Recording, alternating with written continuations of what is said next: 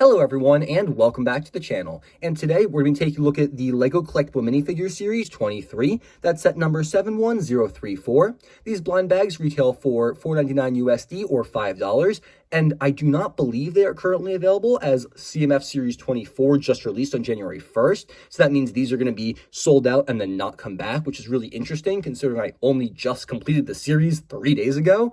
That being said, there are 12 amazing unique figures here. Most of them are holiday or Christmas themes, like all the ones in the back here, Thanksgiving and the popcorn one. The only ones that really aren't are just like these 5, but that's more than half the series that's Christmas theme, which is pretty interesting. That being said, let's just jump right on in, take a look at all 12 of these figures. Make sure to leave your thoughts about all of them in the comment section down below. The first minifigure in this series is the Nutcracker, and he is so adorable. I love this figure, and surprisingly, I believe this is the first time we've ever gotten a minifigure version of the Nutcracker. They have done like full-scale builds of this in the past, a really creepy Technic one as the employee gift, but this is the first minifigure. He's got 2 accessories, both of which you do get extras of. One is a really nice 1:1 print of a nut there, and he's got a really cool sword as well. This hair hat combo is a giant piece and is brand new. I love just how puffy the white hair in the back here is. Little bit of a molding dot there from the injection mold, but it's in the back, can't really see. Great printing too. The hat does cover up an alternate facial expression, one where he's just kind of smiling. This one kind of has the teeth out so we can actually crack the nuts. And I love the printing on the torso there. That could be really useful for a marching band member, for a guard, for so many different things. And the shoulder pads, which you do also get an extra of, are a great extra touch as well. Dual molded legs really bring the figure together with some great waist printing as well as like gold boot designs. The Nutcracker is probably one of the better figures in this series. He's got tons of printing. I mean, look at that. He's even got metallic gold printing on his arms, back printing. Like, this character is decked out, and he certainly fits the holiday theme that this series is trying to accomplish.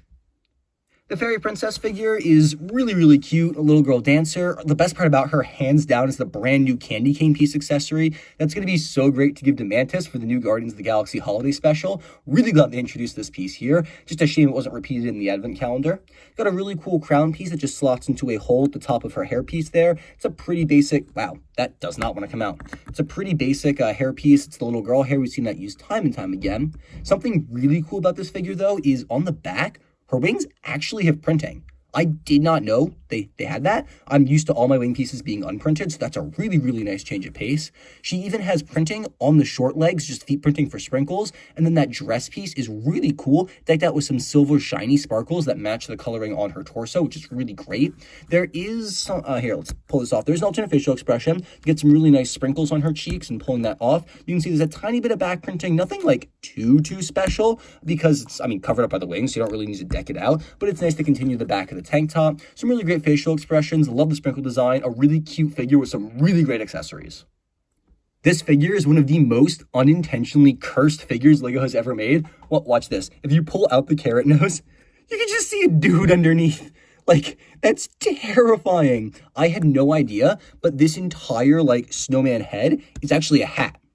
And that's a really weird facial print underneath. Character's sweating, they got like a little grimace going on. No alternate facial expression, no back printing either. It's a really simple printing figure, but I mean, that makes sense because it's a snowman. You only need the little 3 drops of coal. Character's a scarf, and then this slots over top. The hat does actually come off, and there is a little accessory hole there, so you can change out the headgear, kind of put whatever you want on. There's the ship captain's hat if you want to do that instead. It's a really versatile piece. I love the printing on it too, although the carrot nose being separate, it certainly works, but I'm just confused as to why they didn't kind of mold that in. I thought they would have, but I mean, I like how it comes out because you can do some really strange things like pull out the nose and stick a sword in there or something. You can do some really strange things with this figure, which is pretty great. I love that new mold. I don't know when we're going to see it again, though, just because I'm not sure how often LEGO's going to make snowmen. But the simplicity of this figure, I actually like it, and I'm really glad they didn't detail it too much, because I feel like that would have ruined the simplistic snowman vibe. No CMF series will be complete without a suit character, and this one is no exception. This is the first of 4 for this series, which some might think is a bit excessive, but hey, I love suit characters, so I'm not complaining at all. The reindeer is a really cute design we have not seen before. The character has a really nice antler piece that is actually detachable. It has one of those pole pieces, and then there's just a little hole on the top of the head there, so you can swap that out, or take the antlers off if you want just a regular deer. The box is a really, really nice design. Love the blue color there. Some really great sparkle printing on there. And on the inside, there's nothing. The character comes with a cookie. I don't know if you get 2 or not in the set. I assume you do, but I got this figure off BrickLink, and she only had 1 cookie, which is a bit unfortunate. It's some really great printing on the heart shape, though. There's also a bell design around her throat and some really great hoof printing. And then on the back, you got a little bit of tail and the continuation of that, like, bell design. And there is an alternate facial expression, eyes completely closed, really big grin. No idea what that's for or when you'd ever actually use that, but it's a really great secondary option if that's something you're interested in. Very interested to see where this suit will pop up next. LEGO does tend to sometimes reuse suits in city sets, Chinese New Year sets, other places, so I'm wondering if this is going to pop up in a Winter Village set at some point. The only other character with short legs in the series, we have the elf. She's really great, and it's about time we got a revamp of the elf figure, because as far as I know, LEGO has been using the same hair-ear combo elf hat since the original elf in series, gosh, was that series 11? That was so long ago. This elf is great. We get a female variant with some really, really nice hair in the back. I kind of wish the hair was a little bit less obtrusive so you could reuse this for other figures. This one kind of limits it to you only get 1 elf with this hair hat combo, but I mean, it is what it is. The hair is rubbery so you can move it. The rest of the hat is a hard plastic. Pulling that off, she's got a, wow, all the mini legs do not like to stay on here. She's got another alternate facial expression with her smiling. You can see a bit of back printing. The legs are printed all the way. I think are they dual molded then? I'm not sure, but that white continues on the inside as well, completely all around. There's some really great feet printing for shoes as well. Although for sure, the standout from this figure is her accessory, a Lego snow globe. I don't think we've ever gotten anything like this before. You can see a little gingerbread house in there with the really like cool snow printing on it. This is a great accessory, and you do get an extra house. So the printing on the front, you don't get anything else extra with this particular figure though. The cardboard robot is our first non-holiday figure in the series, and technically I guess you could argue that she is a holiday figure because her costume is made out of spare cardboard, so this could be the cardboard the presents came in or something, or maybe this is a gift. Bit of a stretch, but it's still a really cute design. Love the color scheme. Reminds me a lot of Perry the Platypus with the teal and the orange and everything. Dual molded arms and legs though, and there's so much detail here. Her first accessory is a sheet of cardboard she's cutting to make something else for her costume. Of course, she comes with a pair of scissors as well. Now, I didn't realize this, but this is actually one piece. I thought it was going to be like an armor attachment and then a headpiece. No, just one giant mold with studs on the side. Amazing printing on the front there, fully decked out. The torso feels a bit plain by comparison, but I mean, it's covered up, so can't really complain there. Got some good nut and bolt printing along with a belt design on the waist. You got some very basic shoe designs there with the little bolts on the back.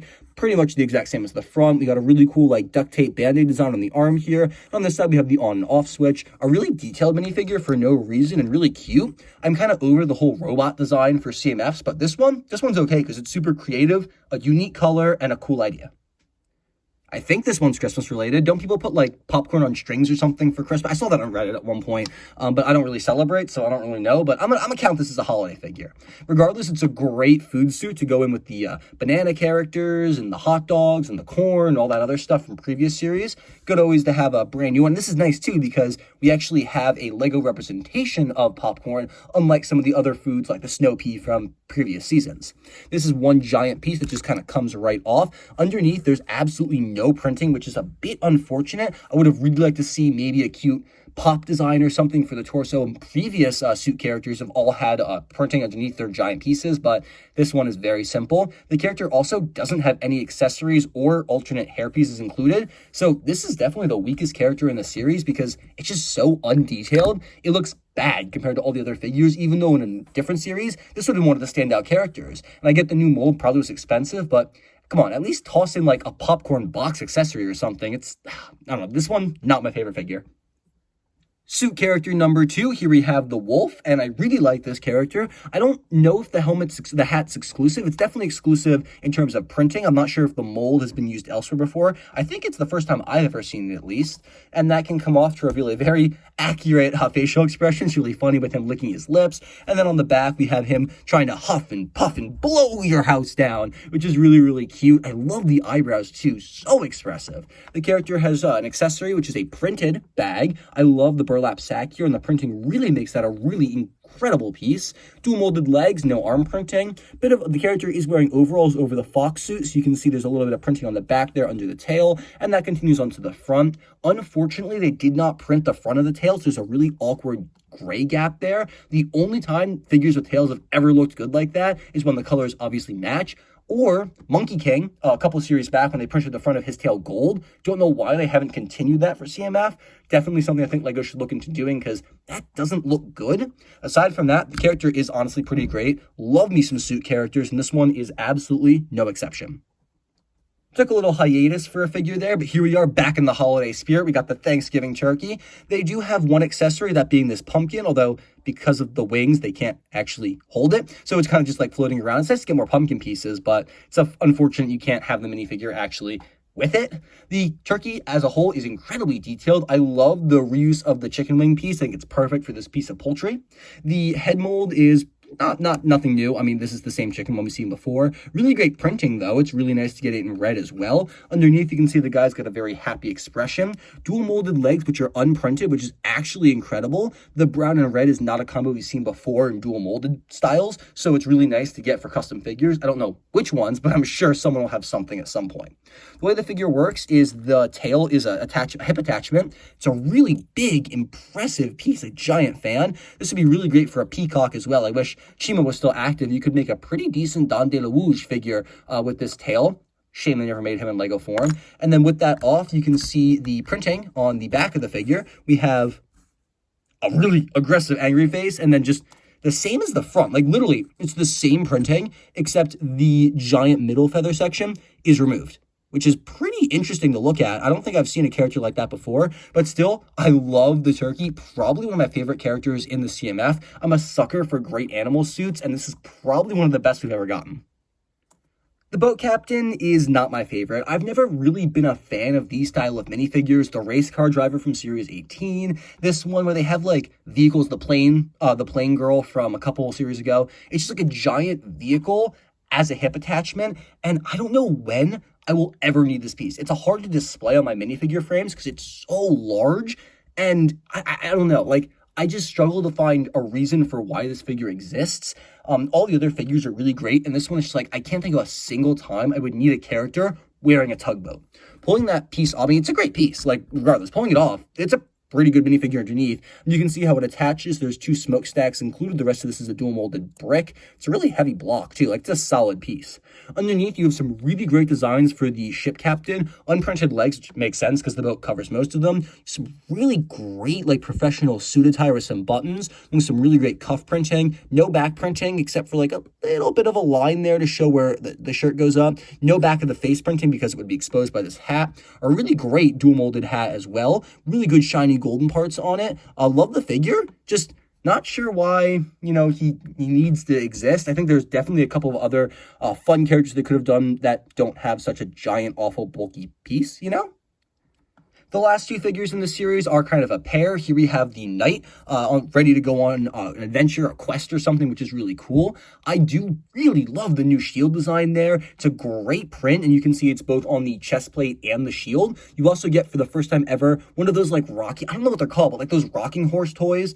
I used to play with these all the time as a little kid. We go into stores, we have like races and battles with them. It's really great to see this in Lego form. This is not dual molded. It's actually 2 different pieces. You got to pull it off. There's the horse head with a pole connection underneath. So you can attach this to really any pole connection you want. Aside from that, the character also does come equipped with a sword, which is pretty cool. And then there's also the shield. Does mean she has 3 accessories and 2 hands. You got to pick which one you want the most. I obviously chose to drop the sword because I think it's kind of boring. But this character, far from boring. So you can't really see it because it cuts off, but pulling the helmet off, there's a pink feather, which is a really great piece. Love the gold visor. Underneath just a plain space gray helmet. The character has a very nice smiling expression on this side and an angry, like, aha, I gotcha expression on the back side. No printing on the back of the chest plate, but if we pull that off, there's printing on the torso. I love when that happens. You get some great chainmail armor designs along with kind of an awkward torso. I understand what they were going for. The character needs to be gray, but like the printed pink where it's all pink except around the edges looks a little strange, especially because the back is printed pink as well. So at that point, why don't you just do a pink torso? If you're covering everything in pink, make it pink, save on printing. Just a strange choice in my opinion. The figure is still pretty great. I do love the accessories. Those are definitely what sells it for me, although it's always good to get a new kind of branded night color as well. Finally, we have the final minifigure in the series, the Dragon. Now, this is probably the most disappointing figure for me, just because we already got this character. Literally the exact same version, just red, a couple series ago. So this is kind of a really lazy recolor. I know LEGO typically does do redesigns for CMFs. Like, we've had multiple versions of, like, we had 2 elves just gender swapped. We've had multiple robots. We've had a caveman, a cavewoman. Like, they do the male Cyclops, the female Cyclops, and now it's just a dragon and a red dragon. But the only difference is it's the exact same figure. Like, if you close your eyes and grab the two of them, you cannot tell them apart. That being said, it's still a great figure, and it's really nice to get a dragon in green to complement the red one. It just feels like a bit of a wasted spot. But now that it is here, I do absolutely adore this figure. The arm printing is great. There's no back printing because it would be covered up by the tail and the wings there. But this could also be a really good design for a lizard minifigure from Marvel. Obviously not the dragon head, but the tail and the torso there. You could do something pretty decent with that, which honestly, might look into that. I literally just thought of that now. The horn slot into the back on pole connection, just like the original dragon. Got a great wing piece, and then pulling this off, you do have 2 faces, one where the character is smiling, and one where she's aggressively breathing fire, doing battle with the heroic young knight. It's got a fighter. Yeah, pretty great character. Not the most exciting, but still a great redesign. The packaging for the series is pretty simple. You can see there's a brick-like sticker on this from when I ordered it earlier. You have a bunch of characters on the front here, which is pretty par for the course. Nothing too special, I'm not going to lie. It's a very basic CMF packaging. Here's the instruction manual. It's got all the figures listed pretty nicely. And then on the back, it's going to teach you how to build the boat captain, the elf, and the knight, which makes sense. She's got a lot of pieces. And it's got the reindeer poking through, and then just the generic LEGO win stuff on the back. Nothing too special about this manual. It's a CMF. What did you expect? Overall, I think Series 23 is an excellent addition to the collectible minifigures line. Despite not being a theme series, it still presents an excellent number of semi-holiday-esque figures just in time for Thanksgiving and Christmas when this released, without it being like a Christmas series. I did air quotes there, but you definitely could not see it. I do really like this, and I would highly recommend it. While not all of these figures are my favorite, there are some standouts. I just think that they could have maybe strengthened the series up a little bit by fixing these 3 figures. But I mean, if you only have 3 figures that are weak, and even then they're only weak because I'm judging them based on how good everyone else is, you did a pretty darn good job with the collectible minifigure series. As always, please make sure to leave your thoughts about Series 23 in the comment section down below. Make sure to stay tuned for a review of Series 24. Woohoo! Coming out very, very soon. Just all I got for you guys today. Thank you all so much for watching. Have a fantastic and safe rest of your day. I'll catch you all in the very next video.